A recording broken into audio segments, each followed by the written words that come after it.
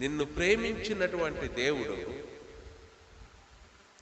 లేదా నిన్ను ఆయనకు సమీపంగా చేసినటువంటి దేవుడు ఎందుకు నిన్ను సమీపంగా చేసుకోవాలని కోరుకున్నాడు అని అంటే, ఎందుకు ఆయన నిన్ను ఉగ్రత నుండి తప్పించాలని కోరుకున్నాడు అని అంటే, ఎందుకు నీకు వాగ్దానములను ఇచ్చి నడిపించాలని ఆశపడ్డాడు అని అంటే, కేవలము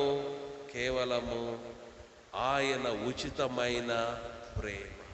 నీ మంచితనం కాదు, నీ గొప్పతనం కాదు, లేకుంటే నీ నీతి కాదు, నీ ప్రార్థన కాదు, కానీ కేవలము ఆయన ఉచితమైన ప్రేమ.